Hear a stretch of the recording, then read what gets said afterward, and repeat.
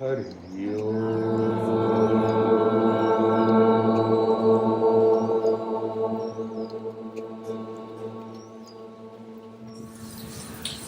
you please share what is the ultimate goal of your teachings and what is the method to achieve it? The ultimate goal of my teachings. Yes.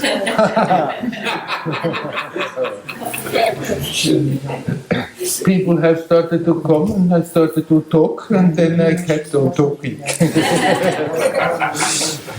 Previously I kept everybody away and then when we came here, the year 2000, we were living, Sudha and I were living in a guest house and friends came and I stopped keeping people away. Then we would drink tea in the afternoon and then they brought friends. And then they brought more friends and then there were not enough teacups, so we dropped the teacups and they called it Werner Satsang.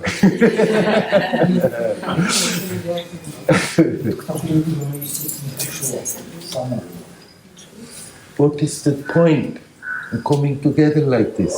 Point is that we can somehow build up a bit a field that helps us to make it easier to connect with that which is. That is the point. If somebody comes and we discuss and then it helps to let go, it helps to connect, then that's what this is for. That's what satsang means. Satsang means to connect with truth. Satsang. And not a truth that we can learn and then repeat, but the truth of being in one way or another.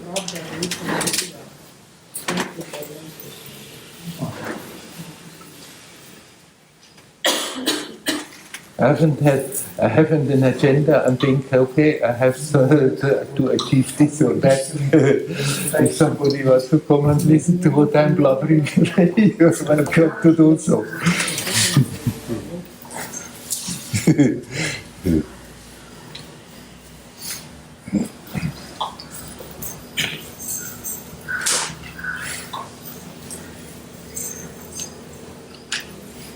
Was there another question in it? Well, what is the method? The method? Yeah. What's the technique? The method is to somehow or other, in one way or another, catching the attention and bringing it back to the source. Doesn't matter how. The methods, they are like what I said to him, to the different techniques. The methods are crutches. To do that simple thing, to consciously connect, to learn to be consciously conscious, consciously alive instead of how to sleep, going through life. Be here, alert, but not full of tension, alert and relaxed. And whatever suits you best, how to come to that, that is the best way to go about it.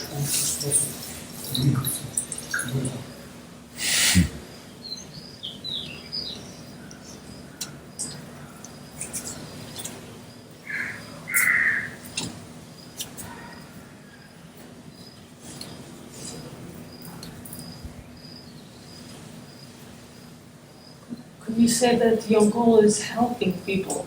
Like some objective to help people?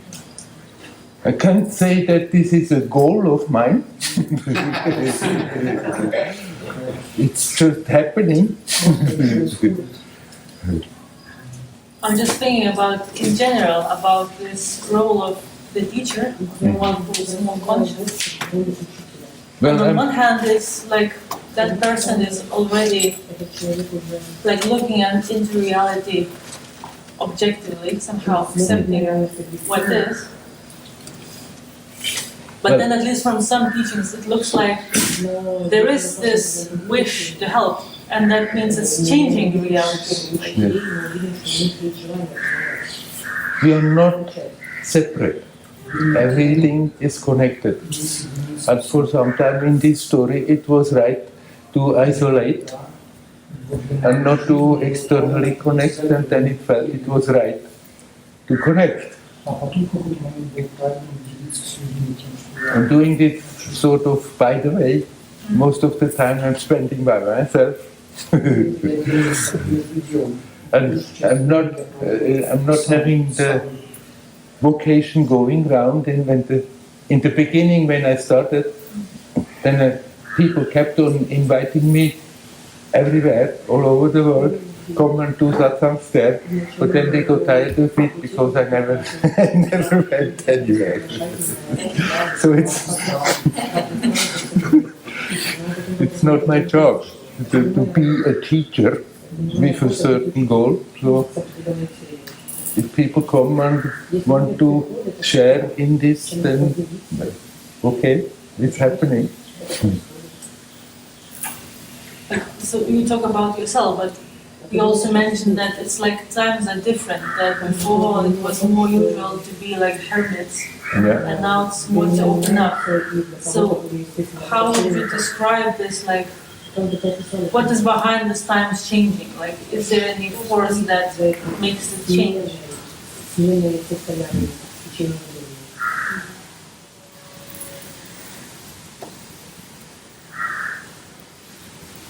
For a long time, I did exactly that what I before said we should not do.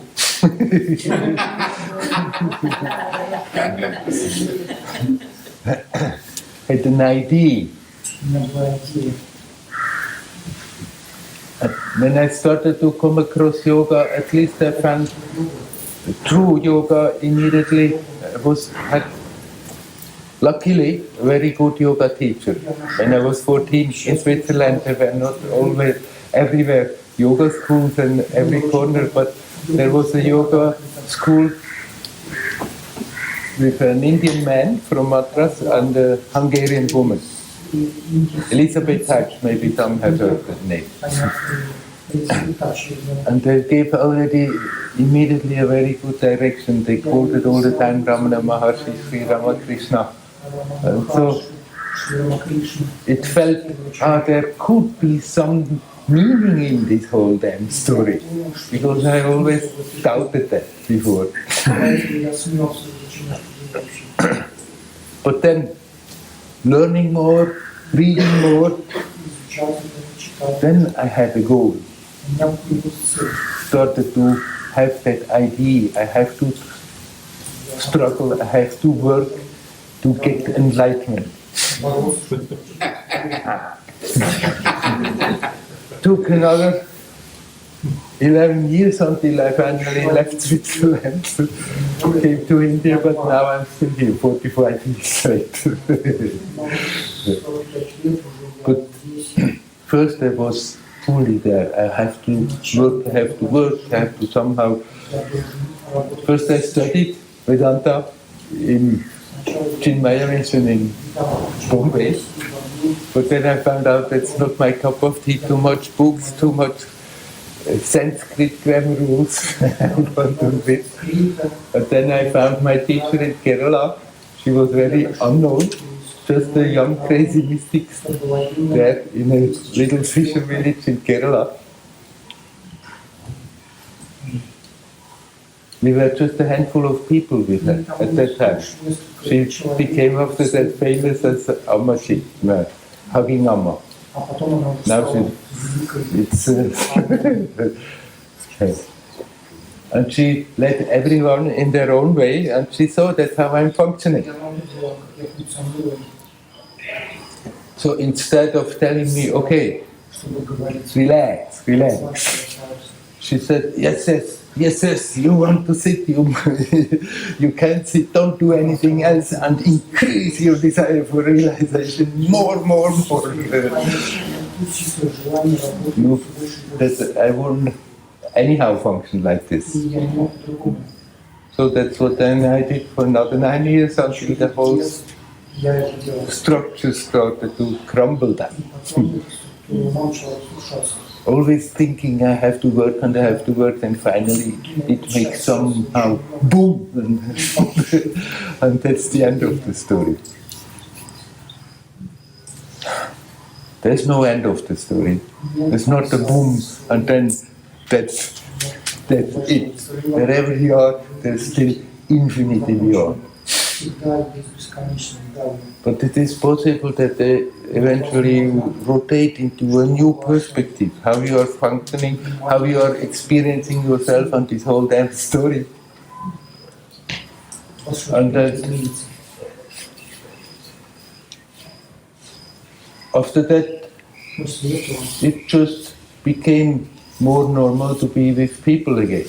мне стало естественно быть. Then I came here, 2.5 years, doing a lot of stuff that I strictly didn't do before. Before everything was black and white, spiritual, unspiritual, pure, impure. And then suddenly everything was just a play of that same thing in it. But still after that I went back and sat for another 7 years in the same place, keeping people away. And then it so happened that I came out and we came here together with my partner, and then people came and so I'm not having a particular goal. What I'm doing is as good as possible using this chance of the human experience. It's a tremendous chance. The potential in this human form is simply staggering. This miraculous interaction of consciousness and a piece of meat of the life force that is flowing through that can express itself, there is a potential of increasing your experience tremendously. And naturally, that is true for everybody. So if some people can be inspired, fine, great, wonderful. But wherever you are, that process continues. There is no end to it. There is an end to suffering. There's an end that you painfully struggle and want something that you just go through your life always thinking it's not right, what is happening should be different. There's an end. When we become fully aware I'm doing this kind of stuff to myself, that we learn to let that go. Then you can go about it cheerfully, playfully, and there is not a final goal. Just, if at all you want to have an idea like a goal, it's not a goal, but then use your time wisely. For every moment it keeps on unfolding, and we can create barriers that stand in the way. And then you learn how to do that and rather support that process. People think that Ramana Maharshi, some people think, when he was 17 he had that experience and that was the end of the story. No, that was the beginning of a new story, and there was no end to that story either.